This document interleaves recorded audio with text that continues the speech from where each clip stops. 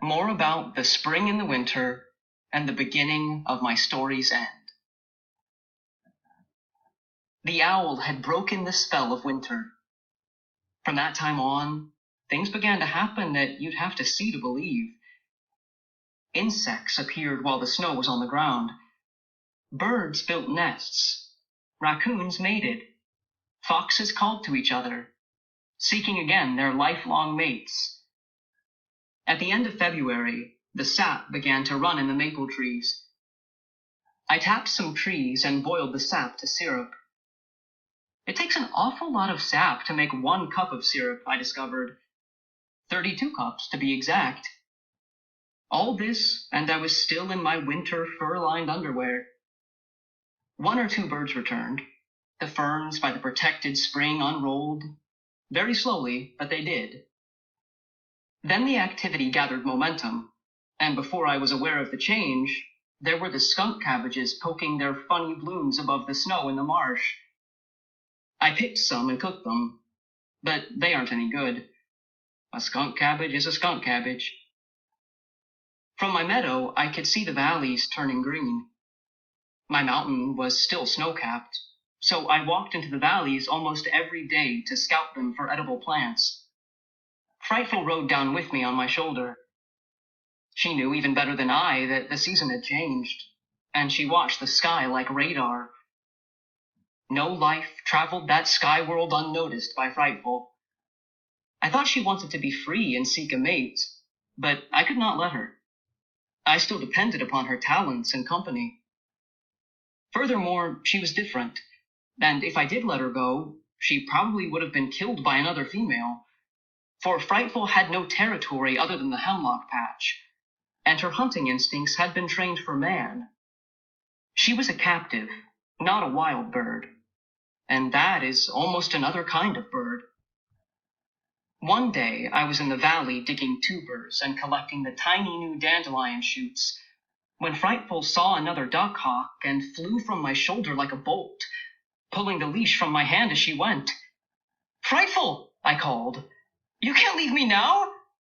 I whistled, held out a piece of meat, and hoped she would not get her leash caught in a treetop. She hovered above my head, looked at the falcon and then at my hand, folded her wings, and dropped to my fist. "I saw that," a voice said. I spun around to see a young man about my own age, shivering at the edge of the woods. "You're the wild boy, aren't you?" I was so astonished to see a human being in all this cold, thawing silence that I just stood and looked at him. When I gathered my wits, I replied, "No, I'm just a citizen." "Aw, gee," he said with disappointment. Then he gave in to the cold and shivered until the twigs around him rattled. He stepped forward. "Well, anyway, I'm Matt Spell. I work after school on the Poughkeepsie New Yorker, a newspaper.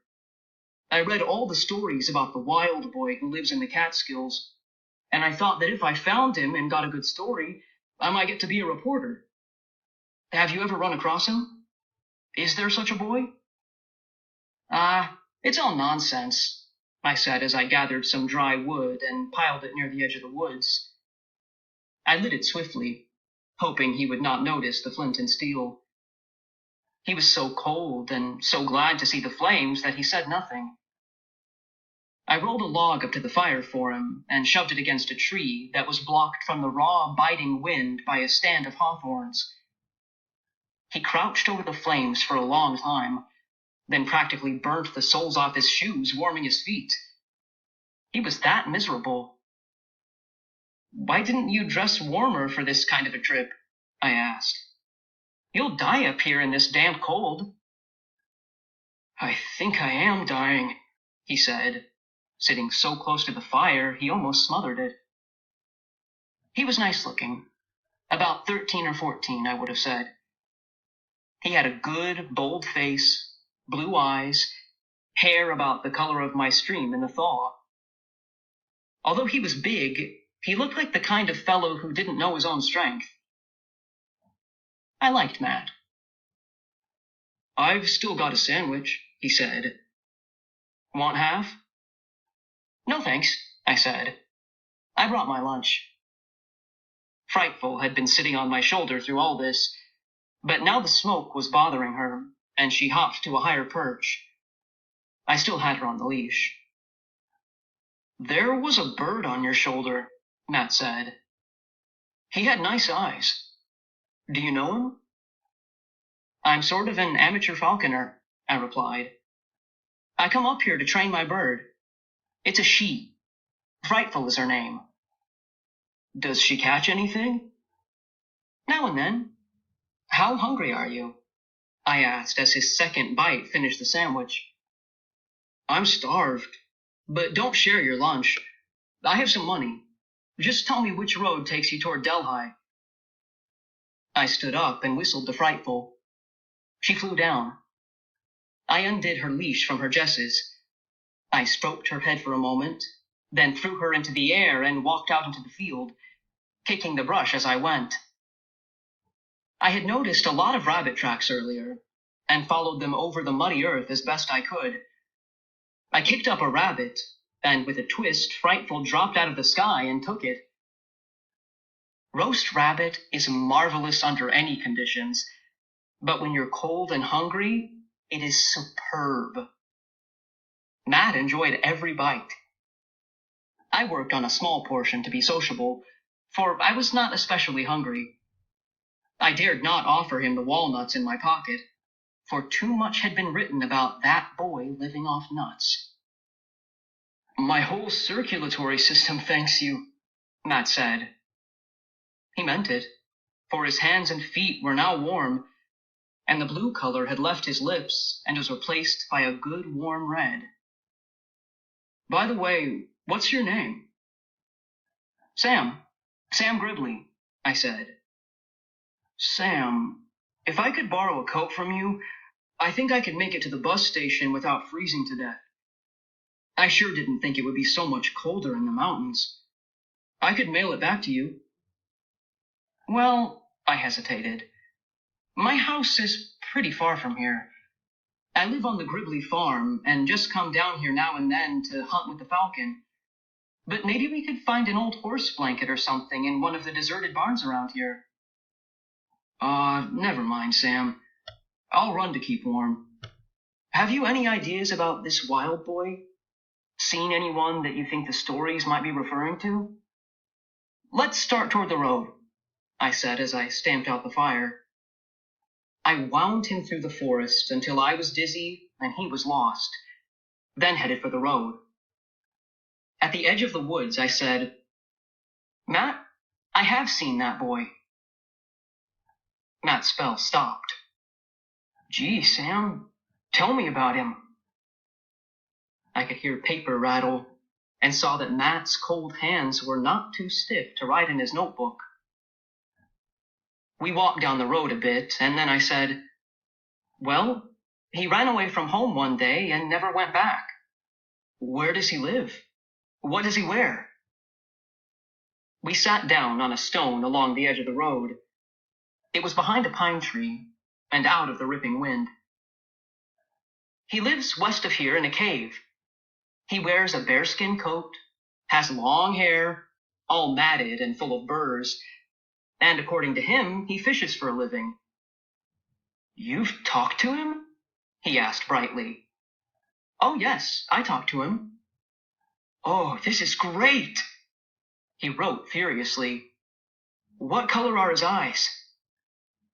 I think they are bluish gray, with a little brown in them. His hair? Darkish. I couldn't really tell under all those coontails. Coontails? Do you suppose he killed them himself? No. It looked more like one of those hats you get with cereal box tops. Well, I won't say anything about it then. Just coontail hat. Yeah, coontail hat's enough, I agreed. And I think his shoes were just newspapers tied around his feet. That's good insulation, you know. Yeah? Matt wrote that down. Did he say why he ran away? I never asked him. Why does any boy run away? Matt put down his pencil and thought. Well, I ran away once because I thought how sorry everybody would be when I was gone. How they'd cry and wish they'd been nicer to me. He laughed. Then I said, I ran away once because I wanted to do something else. That's a good reason, said Matt. Do you suppose that's why? By the way, what is his name? I never asked him, I said truthfully. What do you suppose he really eats and lives on? Asked Matt. Fish, roots, berries, nuts, rabbits. There's a lot of food around the woods if you look for it, I guess. Roots? Roots wouldn't be good. Well, carrots are roots. By golly, they are. And so are potatoes, sort of. Fish? Pondered Matt. I suppose there are lots of fish around here. The streams are full of them. You've really seen him, huh? He really is in these mountains? Sure, I've seen him, I said. Finally, I stood up. I gotta get home. I go the other way. You just follow this road to the town, and I think you can get a bus from there. Now wait, he said. Let me read it back to you to check the details. Sure,